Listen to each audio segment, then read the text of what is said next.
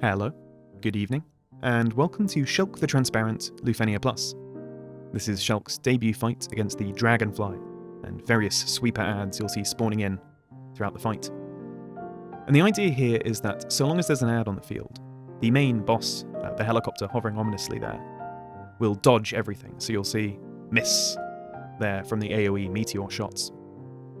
So the idea is that you have to take out the ad in order to damage the boss. Fairly straightforward. The boss is also much more dangerous while there's an ad on the field. You'll see Carpet Bombing Plus coming up, which, if you haven't got any mitigation on your team, probably will kill you. Zack here masterfully handles it. The other thing to note is if the ad gets a turn, it will immediately afterwards warp the boss's turn straight after it, as you can see there, and give it a huge amount of bravery. So if the ad actually acts before the boss, that Carpet Bombing Plus will have 48k brave to start with, which is a hell of a lot. You can't get through it with Zack, believe me. So that was, Quistis was helping with delaying it there, to get it into the right place, because after Carpet Bombing, it does the very harmless bravery attack. And I also didn't want to kill it before it acted, because I wanted to get some hits on Zack.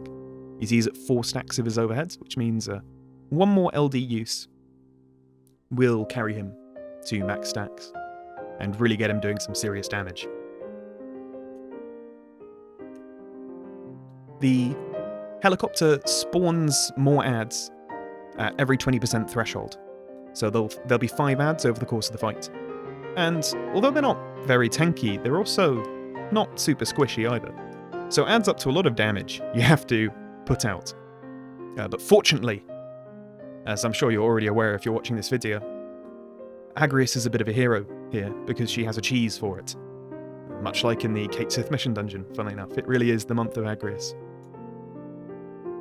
And that's that if the boss is confused, it cannot evade anything, even if there's an ad on the field. It will continue to spawn the ads, it's not quite like the Kate Sith fight. But even if there's an ad there, so long as that confusion is up, it can't dodge, and whew, Zack putting out so much damage, 850k. Love it. So the idea with this team is very straightforwardly to maintain Agrias' confuse on him, use Quistis to delay pretty much everything so that nothing else gets a turn, and she is wonderful at that job, and use Zack for some very big damage. Now, although I don't have any HP auras on this team, this is a really, really powerful support combination for Zack. Because all his hits, or at least on his main skills, all the HP dumps only have 2 bravery hits per dump, which isn't many.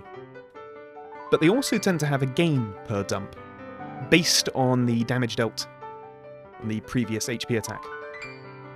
I believe Rush Assault gains slightly more, but it has fewer dumps and is high turn rate. I'll get into that in a moment. But the idea is, if you have a bunch of gain up, Zack has that massive refund. You can see he was, well, you'll see right after this, he is at, it's not a huge amount actually, 65. But he has a lot of refund. That means he can start all his skills batteried, which means the first dump will do a lot, which means it'll gain a lot. Fantastic. So Chain Slash, it has 6 dumps and a bit of splash. So it has a higher damage ceiling. Yeah, seeing like 50k gains there. Whew. But I think maybe if I did this fight again, I'd make more use of Rush Assault. Because it's got that defense ignore, which is very nice. And the gains are slightly higher, which is maybe less of a priority. More saliently, it is high turn rate. I didn't really have to get rid of that ad, but just chose to, I suppose. Yeah, it's high turn rate, which means I think he would have got more attacks in, and I don't want Quistis cluttering up all the turns, because although she is very good at delaying and battering and helping Zack do damage, she does nothing on her turns and can chew through turns, which is not great, because this is, even with the Agrias cheese, a very long fight without a BT or a BT+. I should say all these characters are blue, hence the huge damage cap you're seeing. I think both Agrias and Quistis have HP damage cap, which is fantastic.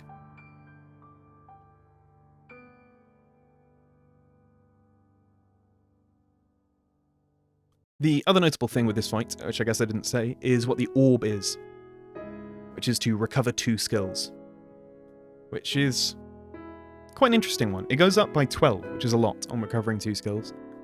The idea being that you use either Vayne, who is phenomenal for this orb, as he has the skill recovery on EX, or to use Shelke and her counterattack. But the trick is you do have to actually use those skills. Say I'm bringing Vayne, if I press S1 and then immediately go into his special state and start using his S2s, if I haven't actually used up a usage of S2 and then I regain the skills, the orb won't tick up. That's a really bad example. Let's use a character who was actually on the field. Agrias. If all I did was press Knight's Pride, then use her LD, which recovers a use of each skill, because I hadn't used Judgment Blade, the orb wouldn't tick up. So you have to be mindful of that. I know that's quite difficult with Y'shtola if you're using her BT effect, because you don't really want to press Medica while her BT's up. You want to be doing damage. Probably don't really want to be pressing Stone either, because it's high turn rate. Y'shtola is going to make Zack do stupid damage here. I mentioned this last time that I was tempted to green my own Y'shtola just for use there. Oh my god. And I really still do want to. But I'm already at 3 greens, and I don't know if I can justify it. It'd be so good though, wouldn't it? I'm not going to do it. Or maybe I will. Now, this fight is very doable without using the Agrias cheese. It's going to take a long time here, because even though Zack is putting out like, really large numbers, really large numbers, I don't have a BT, and BT plus makes just a world of difference in this fight. In pretty much every fight, you know, you can't discount how powerful they are. But I'm feeling really good about using Zack. He's been living up to my expectations of him heavily. I mean, look at that. I'm quite tempted to try and use him for twins, actually. Twins having the orb where you have to do 850k bravery damage, HP damage, rather, in a single skill. And as you can see, Zack is capable of that. Maybe I have to green Y'shtola.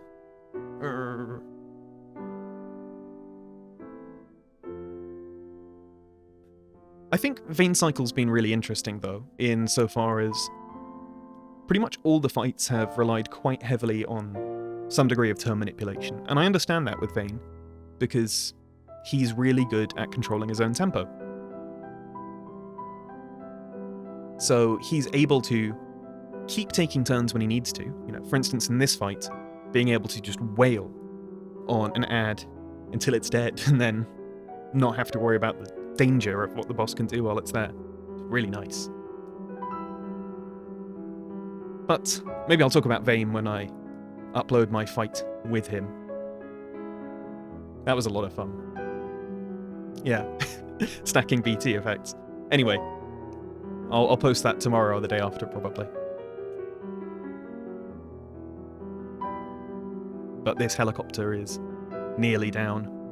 A helicopter that I actually only now know is in fact from Dirge of Cerberus quite prominently, in the Siege on Calm by Deepground at the very start of the game. And the only reason I know that is because in making my Shelke in 60 seconds video, I watched about 4 hours of Dirge of Cerberus cutscenes to try and find any usable screenshots to make jokes from, and Shelke is just, she's so boring as a character, it was really hard. But it did slightly endear me to her character, and you know, got a bit excited to pull for her as a result. Oh god, this bit, I was trying to target B, as you might expect, to delay it here, but I kept pressing Zack, which made it target the last thing, because Zack is like right, really annoying camera angle for this, let me tell you. But yeah, please do go and check out that Shelke in 60 seconds if you haven't seen it. If only because I collaborated with the illustrious John Belmont on it.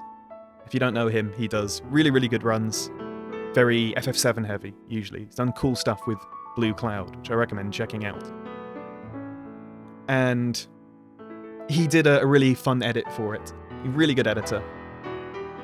Real pleasure working with him as well. Did it in such a short turnaround, like within about 2 hours of me sending him the video at short notice. So if you like that video, do go and check out his own channel. He deserves it. And I was a bit chagrined to see that the main boss dying did not end the fight, so we had to go through the rigmarole of killing these guys. So the turn count could have been quite a lot lower if I played my cards a bit better and maybe used some more chain slashes at the end and changed the skills around, but it's not a big deal. They're paralysed, what are they going to do? Still got 20 turns, may as well just kill them. But that will be pretty much it for this video. So thank you very much for watching. I'll be posting my Vein Clear, which is a lot of fun. No Agrias, no Paralysed or Confused Cheese, rather. Good fun. So do check that out. But until then, have a lovely evening, and thanks very much for watching.